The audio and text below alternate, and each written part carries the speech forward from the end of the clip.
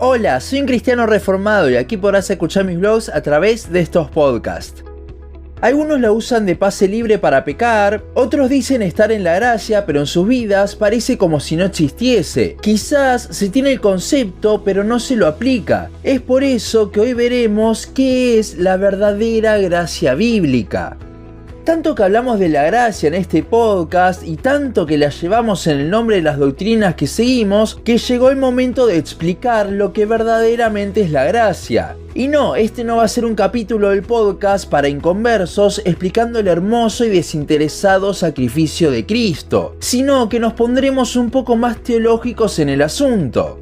La Real Academia Española la define como el don o favor que se hace sin merecimiento particular, una concesión gratuita. Esta definición es básicamente como todo el mundo define la gracia, como un regalo inmerecido. Ahora, veamos lo que dice la Biblia. La palabra que se utiliza en el griego original, la cual es muy conocida, es la palabra charis, la cual proviene de la palabra chairo, que significa alegría, por lo que charis es dar una alegría, recibir un favor. De aquí es que viene el concepto de regalo. Muchas veces esta palabra está acompañada de la palabra doream, la cual, si bien a veces es traducida como gracia, como en Mateo 18, la mayoría de veces se traduce como gratuitamente, Romanos 3:24, por ejemplo. Es de esta combinación de estas palabras que se utiliza muy a menudo en la Biblia que surge el concepto que tenemos de un regalo inmerecido. Pero creo que un regalo se queda bastante corto para lo que es la palabra charis. Cuando hablamos de que la gracia es un regalo, muchas veces pensamos en la salvación como ese objeto. Si nos ponemos un poco más bíblicos, veremos que ese regalo no es la salvación, sino Cristo mismo. Pero no estamos aquí para discutir eso. Recordemos lo que es la raíz de la palabra charis, es alegría, gozo. Lo que recibimos gratuitamente, dorean, es alegría. ¿Cómo es esto? ¿Acaso nunca estamos tristes? No, no tiene que ver con ese tipo de alegría. Cuando recibimos la gracia, recibimos una alegría. Y esta alegría es el hecho de que ya no estamos enemistados con Dios a causa de nuestro pecado, sino que ahora estamos en Cristo. Recibir un regalo no es lo mismo que recibir una alegría. Pongamos esta situación hipotética. Usted tiene una enfermedad terminal, por ejemplo. Ahora, alguien le regaló un tratamiento con el cual se va a salvar, se va a curar. Claramente es algo hermoso, pero ¿no sería más hermoso todavía recibir la noticia de que la enfermedad directamente desapareció? Usted entonces recibiría esa alegría de la buena noticia de que ya está sano. Es lo mismo con la gracia. Recibimos la buena noticia del Evangelio de que estamos reconciliados con Dios. No me malentienda, no digo que la gracia no sea un regalo, lo es, pero es algo muchísimo más grande que no podemos llegar a entender. Es algo tan hermoso porque cuando nosotros estamos sumergidos en nuestros pecados, recibimos la alegría de estar bien con nuestro Creador. Ahora, una vez definida lo que es la gracia, lo hermoso y grande de la misma, veremos un concepto que quizás muchos me vayan a crucificar con esto. Vamos a ver cómo la gracia tan bella y hermosa no es un atributo de Dios. Recordemos lo que es la gracia, ese regalo, esa alegría inmerecida. Quiero que se quede con esta palabra, pero primero pensemos en lo que es un atributo, lo que Dios es en esencia. Y con esto ya hay un problema, porque la gracia no es un adjetivo para que alguien lo sea en esencia, sino que es un sustantivo, es algo que se da. Nadie puede ser en esencia gracia, sí puede poseerla, lo cual creo que todos coincidimos que Dios la tiene absolutamente toda. Es por esto que en la palabra siempre se habla de su gracia. Nunca se dice que Dios es gracia, ya que es algo que Dios posee. Ahora, recordando uno de los principios de nuestra serie sobre los atributos de Dios, todos los atributos de Dios poseen al resto de los atributos en sí. Por lo que si decimos que la gracia es un atributo, estaríamos diciendo que la gracia de Dios es eterna, ya que este es uno de sus atributos.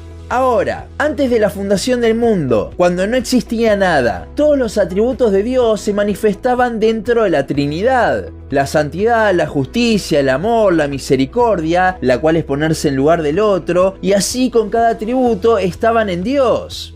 Pero si la gracia fuese un atributo, ¿cómo es que estaba en ese momento? Para que exista la gracia debe haber alguien que no merece ese regalo, esa alegría. Y dentro de la Trinidad esa persona no existe, ya que cada una de las personas de la Trinidad merecen absolutamente todo lo bueno. Si la gracia estaba en la Trinidad antes de la fundación del mundo, entonces estamos diciendo que una de las tres personas de la Trinidad no merecía algo, porque eso es lo que es la gracia. La gracia es como la ira. En el capítulo sobre la ira de Dios vimos cómo esta en realidad era la manifestación de la santidad y la justicia de Dios, las cuales sí son atributos. Y esto es una manifestación hacia el pecador. Bueno, la gracia es algo muy similar, nada más que es la manifestación de la misericordia, paciencia, bondad y amor de Dios hacia el pecador. Sin el pecador no hay gracia, porque simplemente no hay alguien que no merezca algo. Si bien esto último que hablamos sobre cómo la gracia no es un atributo de Dios se despega un poco de lo que veníamos hablando, creo que era un punto importante para marcar. Ahora sí, volviendo al tema de lo que sí es la gracia, veremos cómo muchos han manchado esta palabra. Como Dios nos da todo por gracia, muchos se aferran a esto para decir que no hay problema con nada. Total, Dios nos ama tal cual somos, no importa lo que hagamos. En esto último hay algo de verdad y algo de mentira. Efectivamente, Dios nos ama sin importar lo que hagamos. Pobres de nosotros si así no fuese. Primera de Juan 4:19 lo dice bien claro. Nosotros la amamos porque Él nos amó primero. Significa que Dios nos ama a pesar de nosotros. Sin embargo, esto no es un pase libre para vivir como queramos. Justamente lo contrario. Si realmente entendemos la gracia, entendemos cómo no nos merecemos absolutamente nada de parte de Dios, sino su juicio. Pero también entendemos cómo igualmente Él decidió darnos a Cristo, la alegría de una relación con Él. Entonces no querremos vivir como veníamos viviendo, sino que la gracia provocará tal gratitud en nosotros que ahora vamos a querer agradarle. Justamente porque cuando abundó el pecado, sobreabundó la gracia. Romanos 5:20. Las personas que usan la gracia para vivir como quieren no han entendido realmente la gracia. Sin embargo, hay otro grupo de personas que tampoco entiende la gracia. Y son aquellas que, si bien dicen estar en la gracia, se guían más bien por el moralismo y el legalismo. Estas personas tienen miedo a hablar mucho de la gracia porque piensan que si le dan mucha importancia, las personas pensarán que pueden vivir como quieran.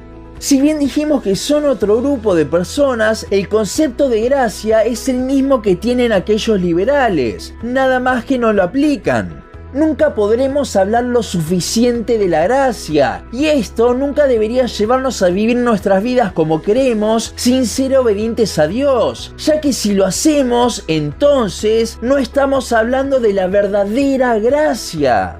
Al apóstol Pablo le pasó lo mismo. Desde el final del capítulo 3 hasta el capítulo 5 vemos una hermosa exposición de la gracia de Dios. Y ante la posible respuesta negativa por parte de sus lectores es que surge la pregunta de Romanos 6:1. ¿Qué pues diremos? ¿Perseveraremos en el pecado para que la gracia abunde?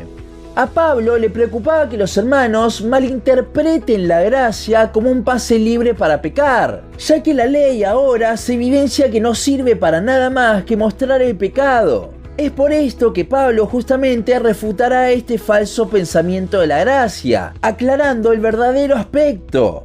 Martin Lloyd-Jones decía que cuando hablamos de la verdadera gracia, hay un peligro de que algunos nos traten de antinomianistas, aquellos que no les importa cómo viven, porque la gracia puede sonar así. De eso mismo temía Pablo con los versículos anteriores a Romanos 6:1, a que se malinterprete de esta forma. Pero de nuevo, cuando entendemos la verdadera gracia, como no merecíamos absolutamente nada, pero aún así recibimos esta alegría tan grande y tan hermosa, no querremos seguir viviendo de la misma forma. Si entendemos la gracia bíblica, entonces es imposible que eso no conmueva nuestro corazón, que no haga que no nos enamoremos de nuestro Señor y queramos agradarle. Y es que solo querremos agradar a Dios cuando entendemos y meditamos día tras día en la verdadera gracia. Si no hacemos esto, pero igualmente tratamos de vivir una vida, entre comillas, piadosa, entonces no nos estamos apoyando en la verdadera gracia y es todo, como dijimos en unos podcasts atrás, un mero moralismo. La obra de Cristo por nosotros debe impactar de tal manera que ya no seamos los mismos. Eso es vivir verdaderamente en la gracia. No es vivir de acuerdo a la Biblia por autoimposición, sino por estar maravillados de haber recibido tal alegría de nuestro Señor. Solo así no solo nos apoyaremos en las doctrinas de la gracia, sino que también las estaremos viviendo. Hasta aquí nuestro podcast de hoy. Síguenos en Facebook, Instagram, YouTube y Spotify. En todas nos encontrás como un cristiano reformado. También síguenos en uncristianoreformado.blogspot.com para leer el resto de nuestros blogs. Nos vemos en la siguiente ocasión.